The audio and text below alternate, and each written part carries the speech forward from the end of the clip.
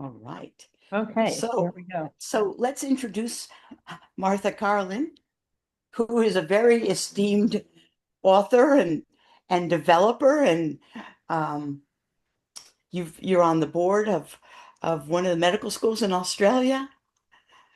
Well, so actually, the Australia appointment is a research fellow appointment. I'm not really on the medical school board. I am a research fellow working with Dr. Barry Ninham, who is a physical chemist and uh, physicist who founded the Department of Applied Mathematics there many years ago. Yeah, and he's very esteemed. So you've been working with him. Would you tell us about your husband and your journey? Yes, so my journey started 24 years ago, just about 24 years ago. My 44-year-old husband John was diagnosed with Parkinson's disease just a few months after running the San Diego Marathon. And for me, it really it just didn't compute. Like how does a young person have an old person's disease? And he looked healthy on the outside, but we had seen, he had a slight tremor in his, I think it was his left pinky, and he had a tremor in his tongue, and he had really lost some of his facial expression, and also, the focused concentration of the eyes. Like I noticed it myself. I talk about this a little bit. I did a TED talk and I talk about the like that. It was almost like he was looking through me, like the eyes weren't focusing on me. And I had read Michael J. Fox's book earlier that year and convinced John to go to our internist, who then I went with him to the internist appointment, and the internist is going through all his results and telling him how great everything is, and he looks great. And I was like, well, wait a minute, what about the tremor and the loss of facial expression? And of course, John had not mentioned those to him. And if you think about like an internist who is doing an annual checkup for somebody who's 44, they're not looking for stuff like that because it's not expected. So as soon as I said that to him, his facial expression changed, and he was like, "Oh, we need to get you to a neurologist." And so that kind of kicked us off into this.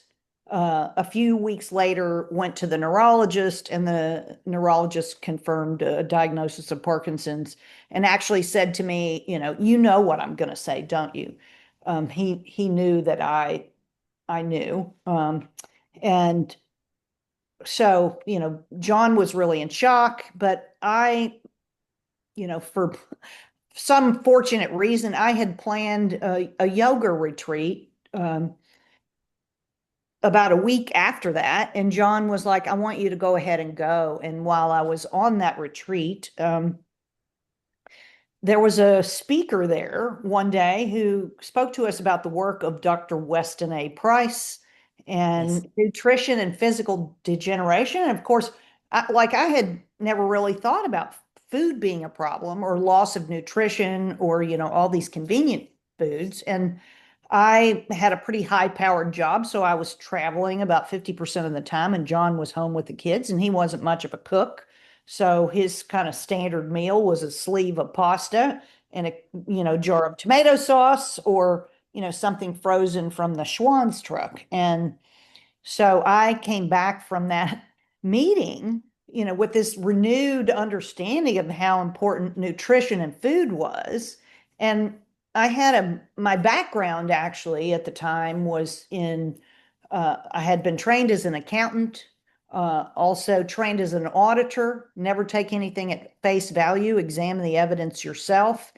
And I was trained in this process of evaluating a business risk called transaction flow review, where you map out everything flowing through the system and look for breakpoints. And so I took that mindset of how I had been trained in business and worked on business turnarounds and just started applying it to Parkinson's and started with food. So, starting with the food supply, I had also looked. So John had been drinking these soy protein shakes that he was purchasing from our neighbor who was selling them through a multi-level marketing. I don't, we never could remember the name of the product, but he was drinking those shakes every day for 2 years. So I went deep down. One of the early things I did, there was a textbook I bought called Nutritional Epigenetics. And I Yeah. started looking into soy and all the impacts of soy and what could be going on there. And he had replaced dairy with soy milk.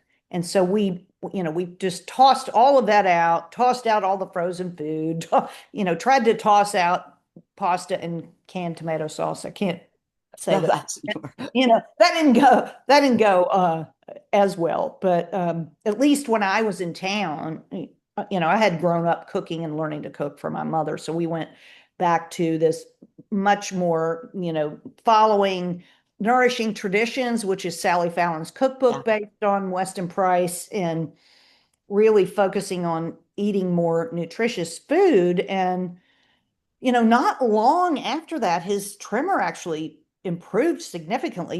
You really couldn't see his tremor most of the time following that. And so I spent really, the first 12 years of his diagnosis looking at food and the chemicals that are used on our food and all these different pieces of connection to the Parkinson's research that we knew, because there was some early indication about herbicides and pesticides, but there wasn't a lot at that time. Could I And interrupt you for one moment? yeah, I yeah. don't want to lose the train because it's very fascinating. But when you went to the doctor, basically he had told you there's not much they can do. And so your mindset was, well, let me see what I can find out. Right. So, and that, what's really, I guess, sort of sad and shocking to me is here we are 24 years later, and I have been working on a docu-series called Voices of Parkinson's, and talking to Parkinson's patients, about 35 people so far that Lisa and I have interviewed. And I mean, that's still largely what happens is they say you have Parkinson's. It is a progressive neurodegenerative disease. We have no cure. Okay, so we have no cures. That's a fair statement. Um, but they often do say there's not much you can do. Um, a Right. few of them now will recommend exercise or some other alternative stuff, but there's they say, here's the medication, it will work for a certain period of time. It's still pretty standard, kind of a downer diagnosis that I say it's kind of like placing a curse on people. Exactly. And when you take away their hope, sometimes you take away their ambition or their drive to find out what they can do to improve. But not you. You Well, went ahead. yes, and we also found so Parkinson's has been increasing in young people, like doubling each of the last 2 decades. It's pretty Yes. dramatic, which to me was an indication that it had to be environmental. But what we also found is the younger people who were diagnosed were more likely to be looking for reasons and other actions and things they could do than the older people who were diagnosed. So John kind of broke it out into the 80-20 rule of 80% of the people would take on the diagnosis and just say, there's nothing I can do, and stop trying. And the other 20 were very actively trying to look for solutions and recover their agency for their own health. Yes, and there wasn't much out there. So you got to work and you started figuring out ways to help your husband because your book um, is basically a love story to your husband. It is. It is our journey together. And I feel very much that we were put here to help other people with Parkinson's, and John kind of got the short end of the stick. I don't know if Robert's told you, but that's my main clinical interest in practice. So I have a large, well, for me, large Parkinson population. So when I was reading your work from years ago, it's fascinating to me because that's pretty much what I do with my patients. And yet you've pioneered this so long ago. Well, I mean, I was really just looking to help John originally. So for the first 12 years, 13 years, I wasn't like seeing it as this larger picture of helping other people, though people would ask me, well, like, what have you done? And John got very involved in the exercise world in 2008, so pretty early on. But it was not until 2014 when I read the book Missing Microbes by Dr. Yes. Martin Blazer that this huge light bulb went on because I knew that John had had a lot of antibiotics as a child. He had multiple strep infections. And, over the years, I would interview other people with Parkinson's and found they had a similar history, or they may have been prescribed antibiotics for acne, which is a really common issue, where they might have taken antibiotics for a year or 2 years or longer and just wiped out their microbiome. Yes. And so that made a lot of sense to me. And then later that year, the first paper was published showing that they could divide the two different types of Parkinson's, one that's tremor dominant and the other that's posture and gait by the gut bacteria. And I was like, that is it. I am done with my former career in business and I'm going to stop what I'm doing and leave my high paid job and go start this little startup collecting people's poop. Well, what what an endeavor. But that was the light bulb going off, wasn't it? It really was. And, when I read that first paper by Dr. Shepperhans, like I started waking up at 2 o'clock in the morning every night. John got me these flip charts, and I would go out to the living room and write my ideas on the flip chart for an hour or two, and then I would go back to bed and sleep. But I didn't want to lose the ideas that Right. I had about how to put all the pieces together. Yes.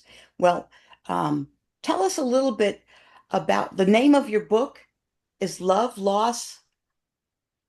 It's connected, love, loss, and the unseen forces behind chronic disease. And so Yes. it does, covers all the story of John and me, but it goes into some pretty deep science in places. I try to write it for the layperson, but there are some areas where the science maybe is a little technical. And it's also, I'll say, kind of my indictment against the science, um, which, we're so often told is settled, and it really is not the best quality science. It doesn't understand the whole system. And, for all intents and purposes, there's very few people actually looking for what are the causes of Parkinson's. And I use plural because we actually published a paper, Dr. Barry Ninham and I published a paper in April of this year Oh, on the physical chemistry of Parkinson's, explaining how so many different things can impact and cause Parkinson's by damaging, our cellular membranes, the glycocalyx surface of the body. And then as you try to fix problems, you end up with an unstable system. Uh, Particularly as it relates to electrolytes. And so, anyway, we looked at explaining what's going on there because there are multiple factors that can contribute to Parkinson's. There is now, at least some consensus in the Parkinson's world. They call it brain first or body first. And that yes. is related to like either chemical assaults or microbial colonization coming through the nasal passage or through the oral passage. But even this year, I wasn't able to attend because I had a conflict with another conference.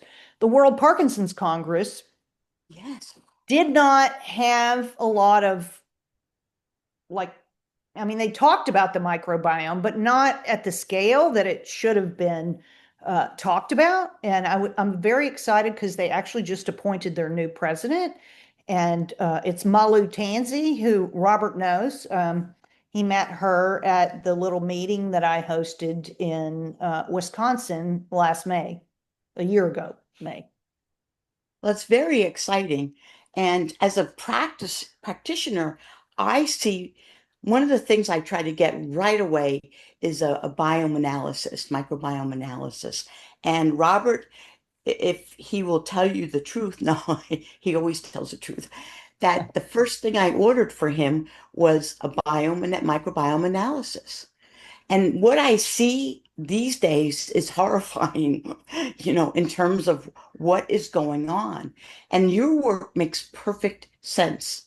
So you were trained to look at the big picture, but you're also good at getting the details. And that's what we need to go ahead with this issue and get as many areas under control. So I can't wait to read your paper with Dr. Nimrod.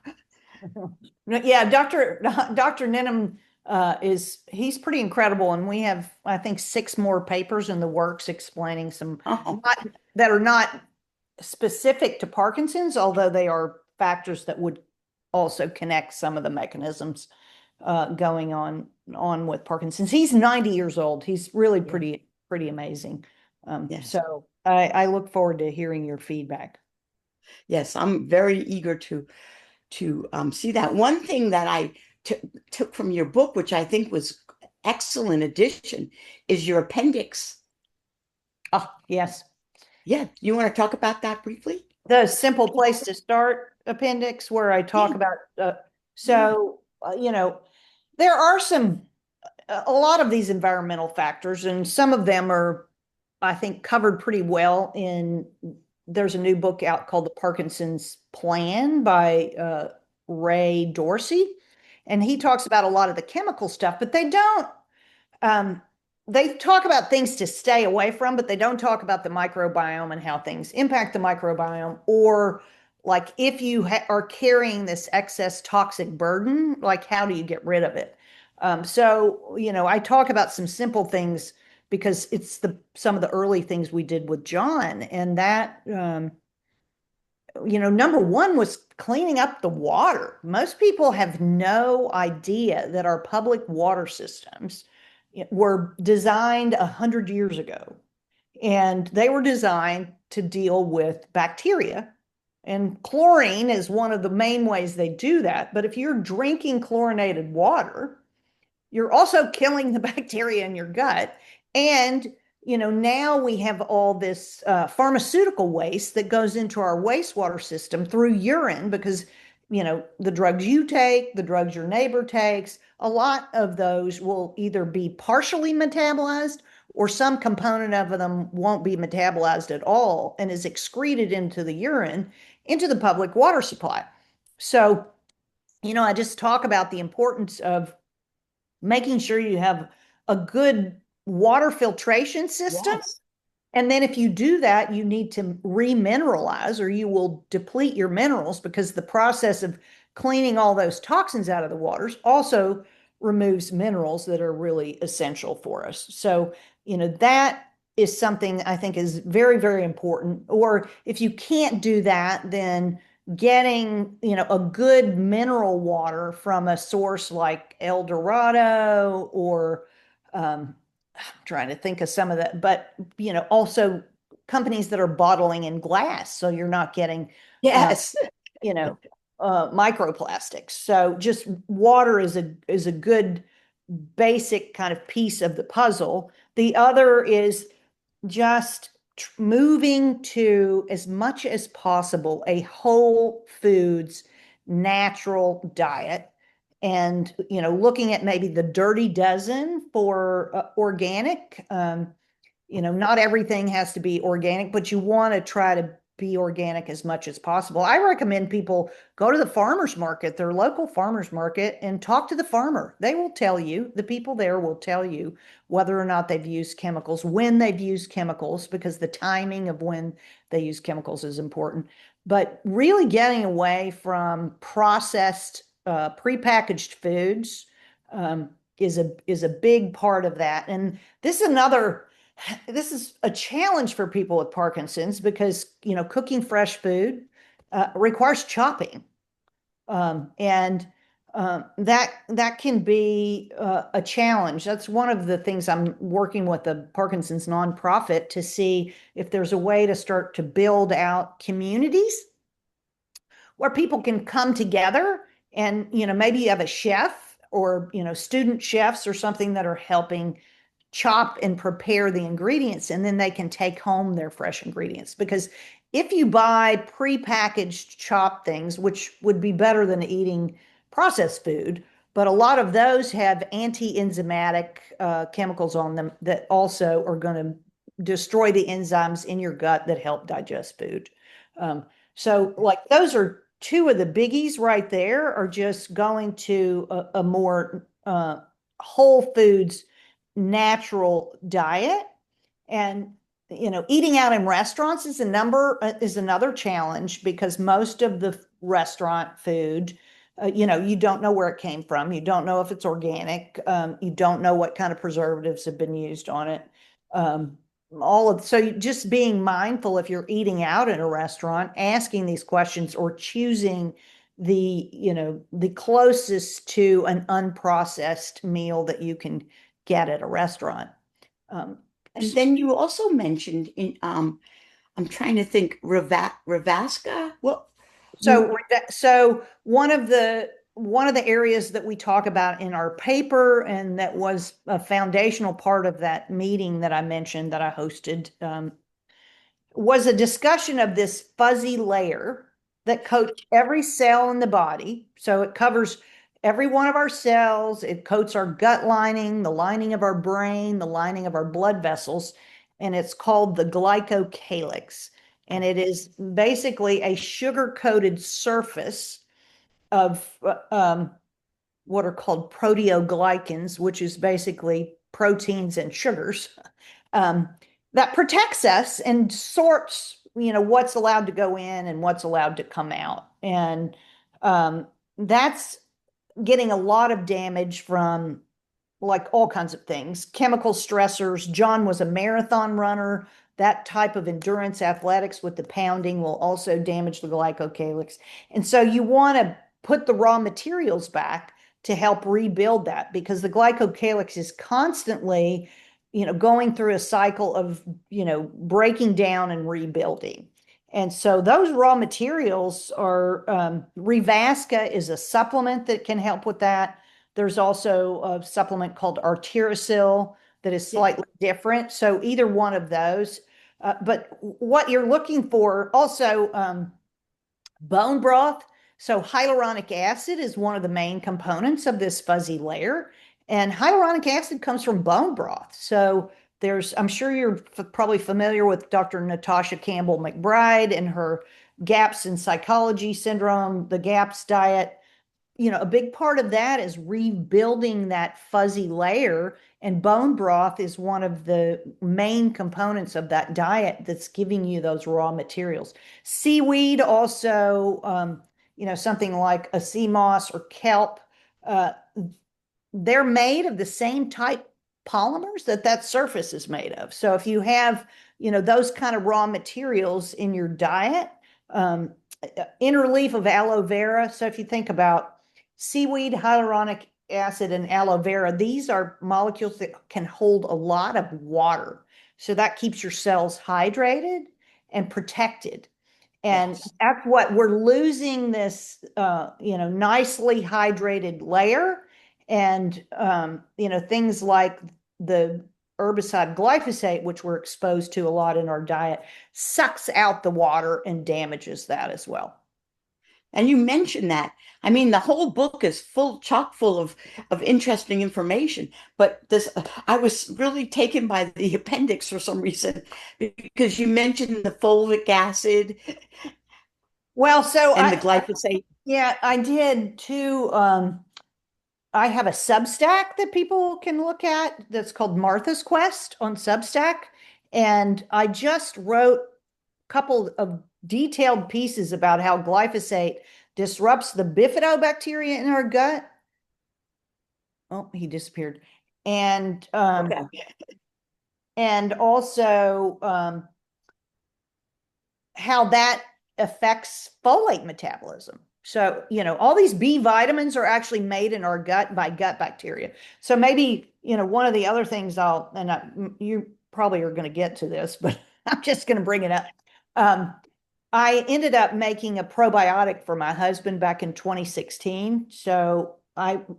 The idea for the probiotic actually came from the World Parkinson's Congress. So there were researchers there who had uh, they brought a scientific paper. They were actually citizen scientists. The group was called Clinic Crowd, and they had a researcher in Israel who had shown that the sugar alcohol mannitol could stop the aggregation of the proteins that caused Parkinson's, and in that animal model, actually pull them out of the brain and clear them. And I was like, wow, this sounds amazing. And I came back and I bought Something big. yeah, this little mannitol chemistry book. I mean, it wasn't a half an inch thick, but I was like, wow, this molecule is amazing. It's a free radical scavenger. It does all these things in medicine. Like it's used a lot in medicine for brain trauma, for drug delivery, all kinds of stuff. But the first chapter in the book was actually about bacteria, like probiotic organisms that can convert glucose and fructose, which we all know we have too much of in our diet, into mannitol. And I was like, okay, well, I wonder if we could just like make a little team of bacteria that we could put back into the gut that would put that function back. And so I had a friend who was a fermentation chemist and had been in the probiotics industry for 20 some odd years. And I called him up and I was like, Steve, Robert's holding it up. Um, These- I was like, It's Steve. so can I say the name? Yeah, yeah, The name of this product is called Sugar Shift. And when I started analyzing it, I'm going to get back to you, but when I yeah. started studying it, I was so amazed. I immediately sent out to all my Parkinson's patients, I want you to read this very carefully and get on this right now because it's so well formulated for a Parkinson's patient.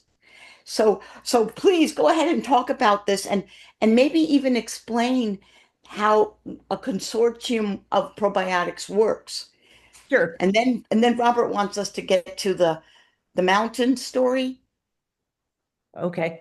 We'll do We that afterwards. Okay. I don't want to miss that. okay. So we so Steve, he had all these relationships and everything. He said, I think we can put a team together. So we put this little team together. It took about 90 days.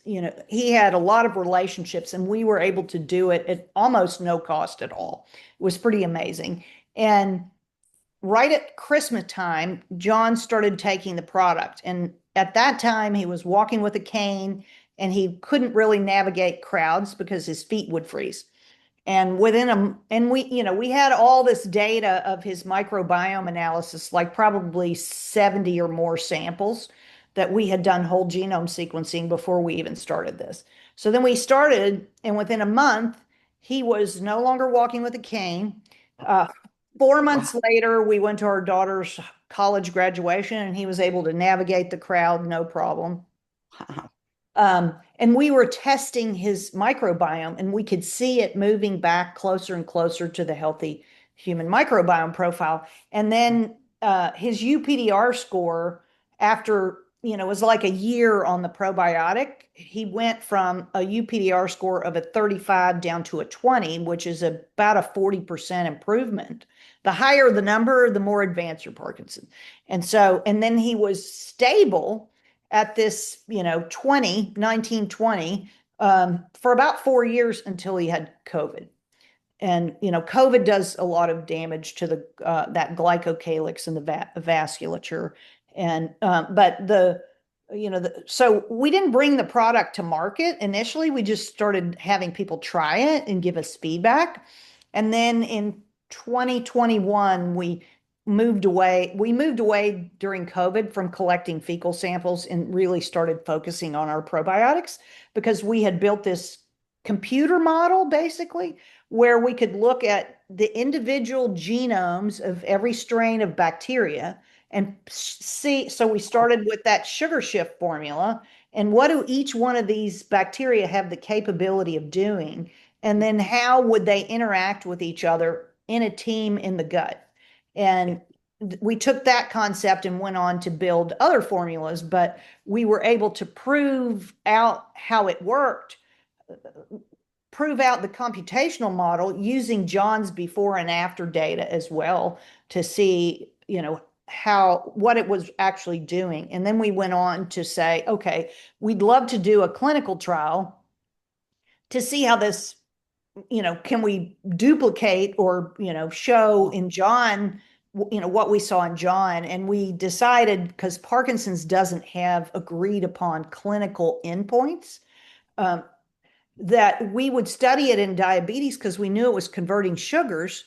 And also, I had a large data set from a hospital of like 10,000 Parkinson's patients over 20 years. And insulin dysregulation, either on the high or the low side of blood sugar, was the number one comorbidity in Parkinson's. So we did a clinical trial in diabetes, showed the before and after. And one of the things that I specifically asked to measure was something called serum endotoxin or serum LPS, because that is a model in diabetes, in Parkinson's, in depression, in, like, you go look at autism, all of these. So this endotoxin that comes from the gram-negative bacteria.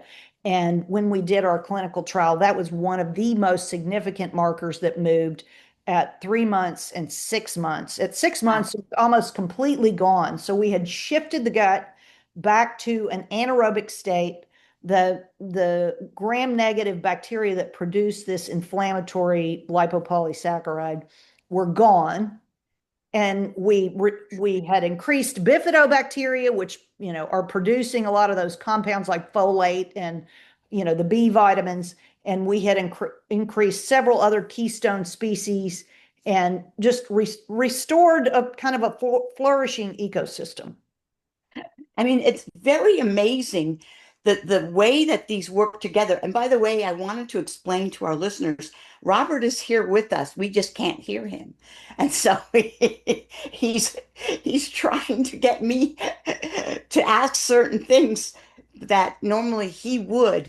But the product is called Sugar Shift. And we're not here promoting a product, but I have to tell you, when you start out trying to rebalance the microbiome, it's difficult. It's really hard. So what you're telling me is so amazing. And the other thing is people find it really difficult to take a bunch of pills and powders and you just need what, two sugar shift a day?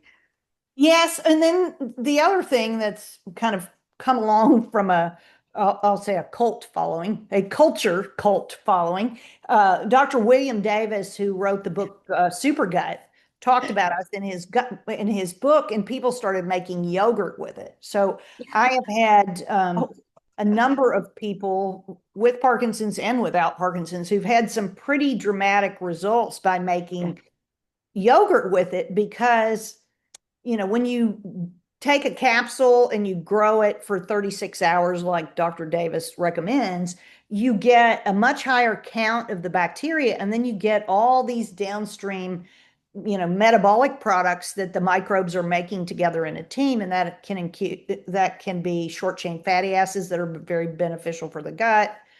It can be, vitamins, in making nutrients a lot more accessible. And so that has also been interesting too, because like I have people who just start out by eating, just a quarter cup of yogurt Yeah. that they've Well, made. the other thing,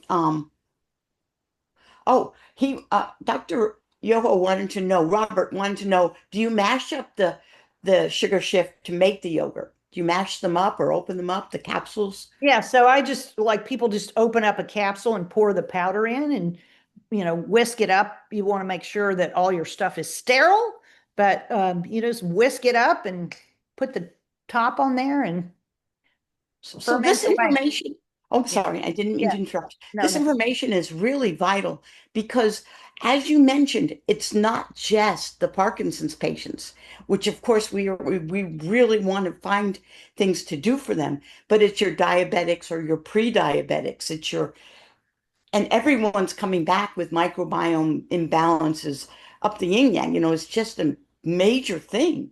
So this is something that I'm very excited to help people with, that you've put together, and I think it was a brilliant job, that how you put it together. Well, Um, I do have a video, like there are some videos on my YouTube channel at BiotiQuest, okay. where people can see me making the yogurt. There's also a yogurt machine company called Luvele, Luvele, and they sell it, the culture starter. You don't have to do a capsule. They have the little jars. We have the little jars too. But they also have some really nice, much more professionally done than me in my kitchen, making the yogurt, which is, if people want to see how it's done kind of step by step, that's a great Okay. to look at. That's really good information. So in your appendix, these are things that people can do with not just the Parkinson's patients, but that are excellent towards working getting that microbiome back, and not just necessarily with a bunch of powders or pills, except sugar shift. And Yeah. then and then basically I don't I mean I don't want to miss whatever this rock climbing story is. I think he's talking about so John was diagnosed in 2002, and we were invited, or John was invited, and then he invited me as his healthy climbing partner. We went, so there's a woman named Lori Schneider who has a foundation called Empowerment Through Adventure, and she has multiple sclerosis, and she had climbed the seven summits, the tallest mountain on every continent, after being diagnosed with MS. And John got invited to go on a climb up Mount Kilimanjaro. And so he invited me to go as his paired climbing partner. And in 2011, we climbed Mount Kilimanjaro and we made it to the top. And, we paused at this one little spot about, I don't know, 600 kilometer. I don't know, it wouldn't be 600. Anyway, like there was a stopping point, and we were just looking at each other, thinking, like, how's it? There was just no way when he was diagnosed in 2002 that we would have ever imagined 9 years later that we would be at the top of a peak like that. And so that's one thing I try to encourage people is they give you that diagnosis and you think your life is over, but that is just not true. Like John and I had so many more adventures than these. So that was 2011. We started ice climbing because John wanted to start ice climbing in like late 2016, or like right about the time of that we were making the probiotic and doing all this. And so from 2016 to 2020, every winter we were out like ice climbing up the canyons of Colorado. And that's just not something most people would ever think they'd be doing the even when they're healthy. But almost 20 years into Parkinson's. So I think, Yes. John was just pretty amazing all the way around. Yes, it sounds like it. And so basically his program didn't only consist of supplementation. He was into biking. Is that true? Yes. So he was very involved with the Dr. Jay Alberts of the Cleveland Clinic, who developed a program called Pedaling for Parkinson's.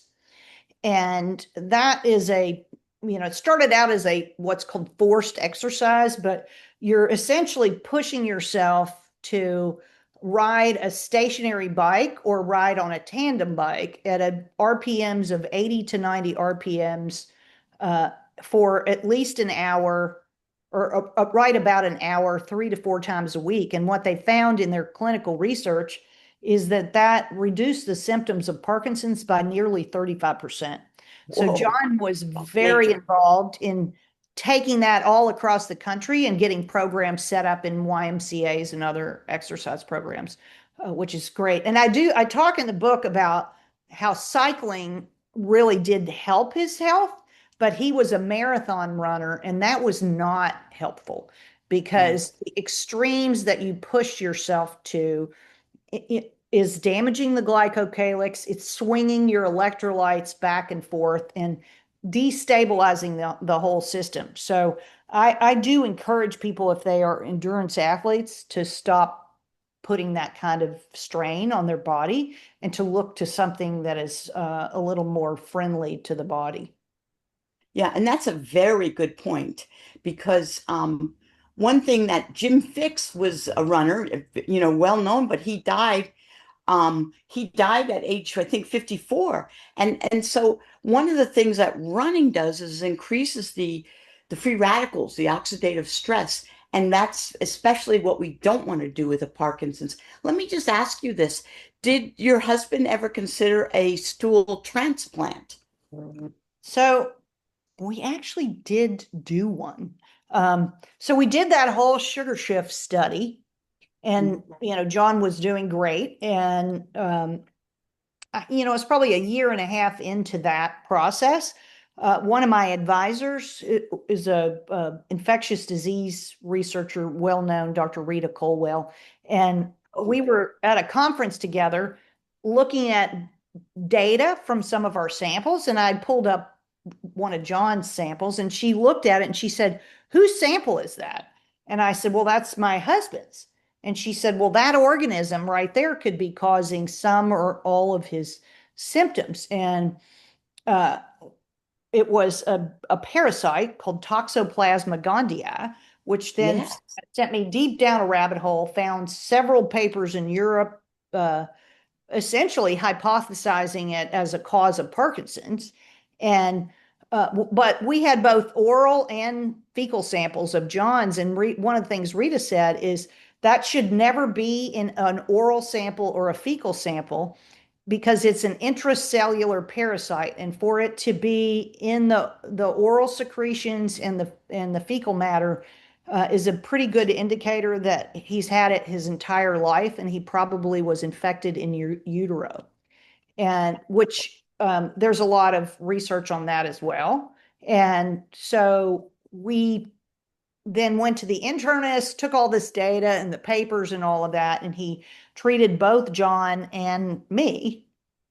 I did not as long for me, but with Bactrim, which is a sulfa drug, which also probably has some, downstream effects on the glycocalyx, which is a sulfated polymer, but it did have some pretty dramatic improvement in John's memory when that happened. And because we knew we had done all, we had been sequencing, then we did the antibiotic and we could see that it just totally wiped out everything we had gotten from sugar shift.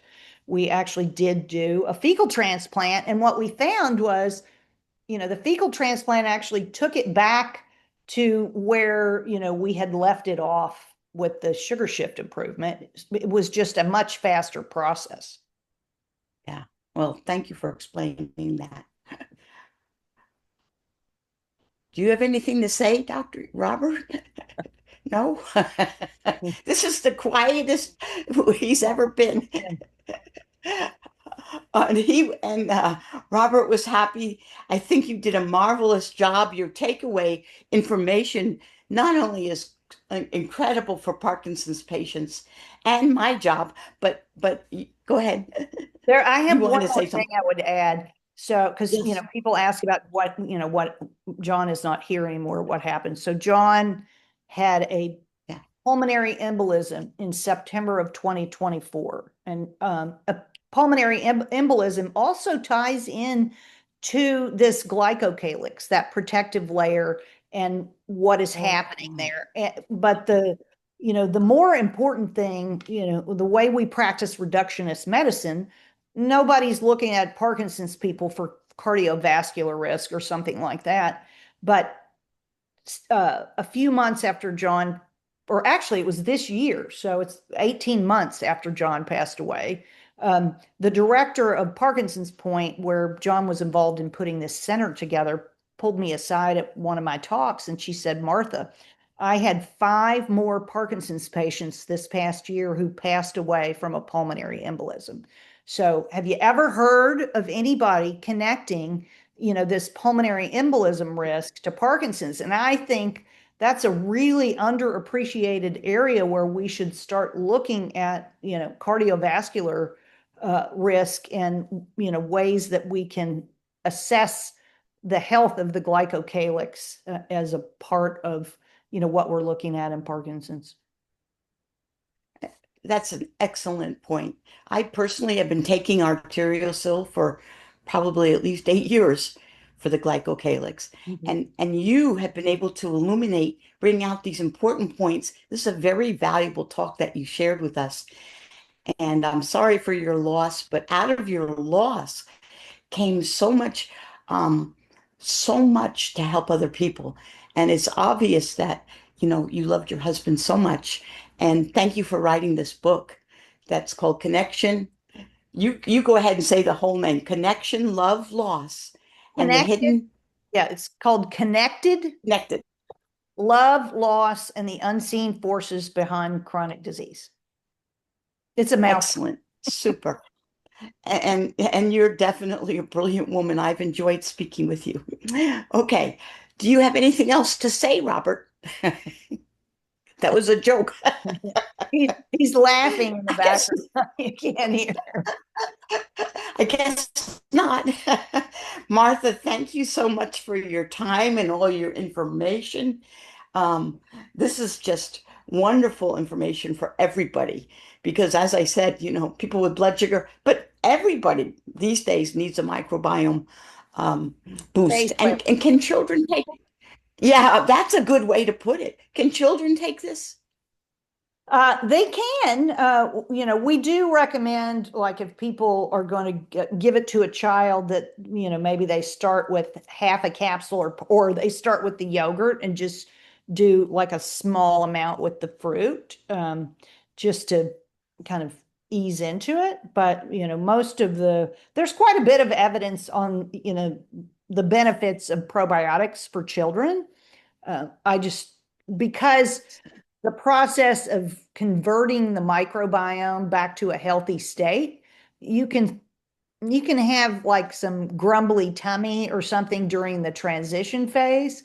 And so you want to be extra gentle with children. Yes. Thank you. Thank you so much.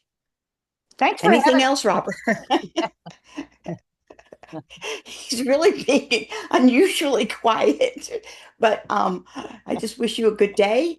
And we thank you for sharing this information with everyone. It's just invaluable. Thanks so much.